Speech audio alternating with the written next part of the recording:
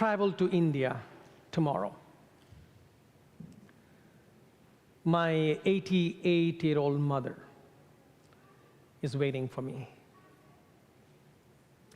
And we've been talking about it for months. You know, the day I leave, when I get back to the US, one of the first things she asks me is, when do I see you next? And this was it. But the war has presented a total conundrum. And it's a little more complicated for me because my transit airport is Doha, Qatar. And it's one of the hotspots in the war. Even though the ceasefire has brought some normalcy to the flights, the war is far from over. And we've been thinking, my family and I, and my staff and the friends here, how much risk should I take? Because any escalation of the situation can make my trip very risky. See, it's not only about getting there, it's about getting back. My flights are booked for May the 15th, and May the 16th is First Holy Communion for our children. And I don't want not to be able to come back. So after agonizing over all this since the war started, my family and I decided last Wednesday that it's best that I do not travel. And my brother said to me, you'll stop agonizing once you've made the decision. Well, so we decided that I was not coming, but I did not cancel the tickets. I texted him. I said, don't cancel Mom and my ticket for the domestic travel. Just keep it till you hear from me again. And I was clinging on to the faintest glimmer of hope. There was news about this negotiations, this is all going to come to an end, and by Friday night I realized that it was not going in that direction. So Friday night, finally, I canceled my flight. I was able to postpone it to June, but this is what I had said in February, that by April it would be okay. And now, in April, I'm saying, I'm hoping by June it'll be okay and I get to go and be with Mom. So I may not be going home. No, I'm not going home tomorrow. But I have not given up hope. In this context, I think about the disciples on the road to Emmaus. They were leaving Jerusalem. They were downcast. But they were still talking about all the things that had occurred. When Jesus joined them and asked them, what are you discussing as you walk along? Not only did they share their anguish, but they said, we were hoping that he would be the one to redeem Israel. So they've not given up hope yet. Mainly because some women had astounded them by reporting that they had not found the body. They went to the tomb, and it seemed like his body was not there. So the disciples, they may be leaving Jerusalem, they may be downcast, but they were clinging to the faintest glimmer of hope. Just a little later, they would know that hope had not given up on them either. So in my homily, in my 3 points, I want to offer a little reflection on hope. Here's my first point. Jesus' appearance to the disciples on the road to Emmaus is not some post-resurrection ministry. This is not something new that Jesus is doing. What Jesus did for the downcast disciples was what he had done all his life. to the blind, the lame, the sinners, the outcast, the hungry, and the lost, Jesus brought hope. Even in his final hour, a criminal on the cross found hope in Jesus. I mean, all his life he's given hope. Just before he dies, someone found hope in Jesus. And now the resurrected Lord continues where he left off. As the disciples debated all the things that had occurred, Jesus joined them on their journey. And in the midst of their despondency, hope joined them in their life. The two disciples, folks, represent the entire humankind. The two disciples represent the entire humankind. The two disciples represent every one of us. And as I struggle today myself, I'm a little downcast. He is my hope. The stranger in the midst is Christ, the hope of humanity.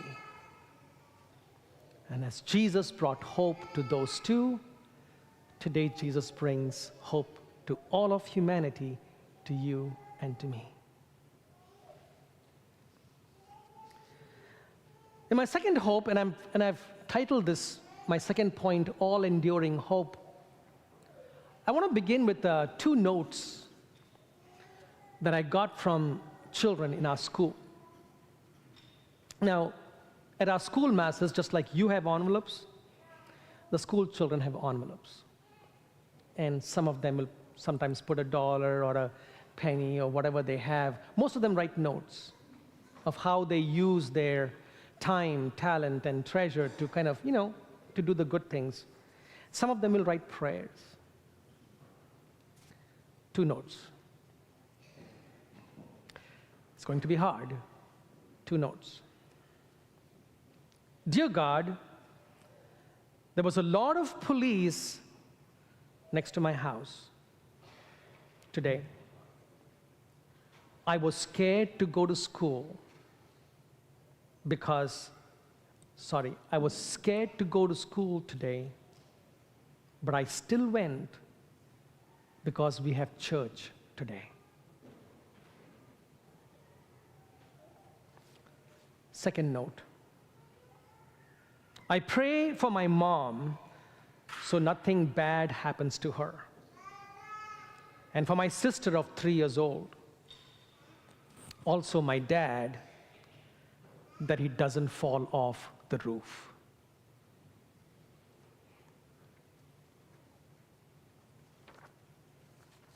It is clear that the prayers are the prayers of immigrant children.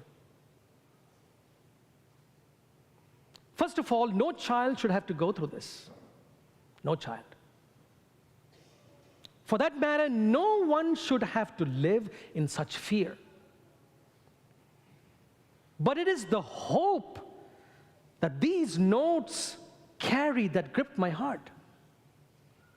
The kid who wrote the first note, along with many others, is scared because she knows of parents and fathers and mothers who have been detained and deported, families thrown apart, torn apart. But she still comes to school because she gets to go to church. This is hope. Kids are afraid of their parents being detained or falling off the roof. But they hope and they pray. Christ, the hope of humanity, is their hope. Folks, imagine a world without the hope that the risen Christ brings to us. Just imagine that this was a hopeless world.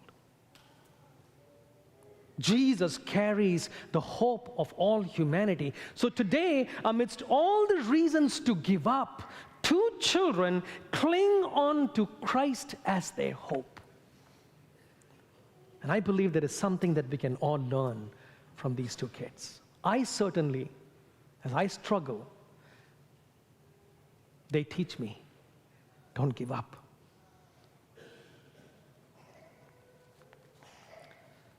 And my third point, to be a people of hope. Nothing embodies the hope than the empty tomb of that first Easter morning. Even the darkest tomb, even a bloody crucifixion, even a bruised dead body cannot dim the hope of a people of faith.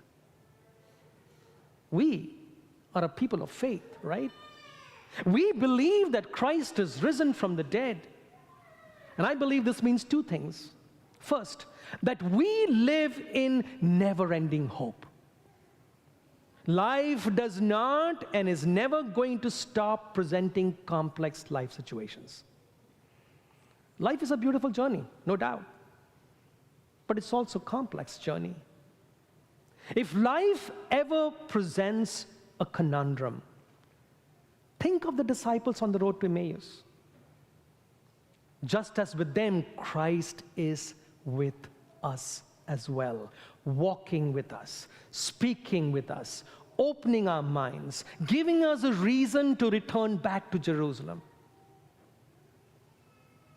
Think about these two children hoping against hope. So I'm pleading with you, if you ever find yourself in a situation that seems to be a situation of despair, never give up hope. As a people of faith, never give up hope. And secondly, Christ walking with the disciples on the road to Emmaus was Jesus walking, as I said, with all of humanity. So if Christ is our hope, we are not only called to never give up hope, but also that we give hope to those who struggle. Really look around. There are children, there are adults, there are those struggling with addiction and those with terminal illnesses. There are those who have lost someone to death, to deportation, or to a broken marriage. There are those whose finances are a mess, whose mental health is a burden, or whose employment is at risk.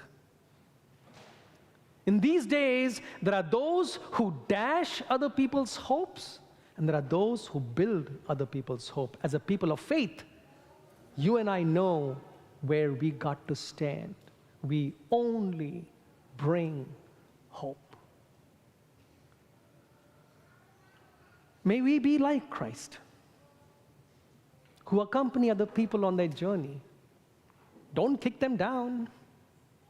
We raise them up and give them the hope to live another day, to travel back to Jerusalem. The two disciples recognized Jesus in the breaking of the bread. And today he breaks bread with us. In this, we find our hope. May our hearts burn because the stranger in our midst, the bread and the wine, is the hope of humanity. People of God said,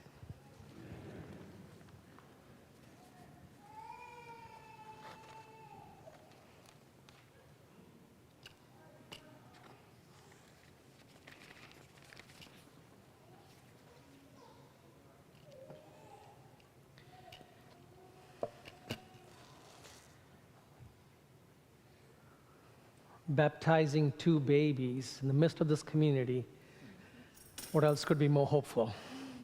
Please bring them up.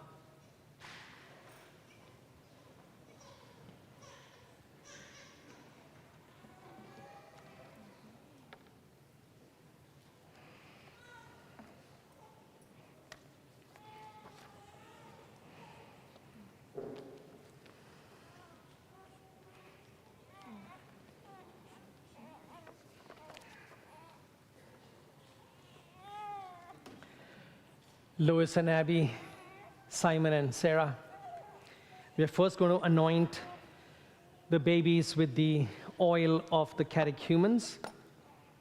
And as we do so,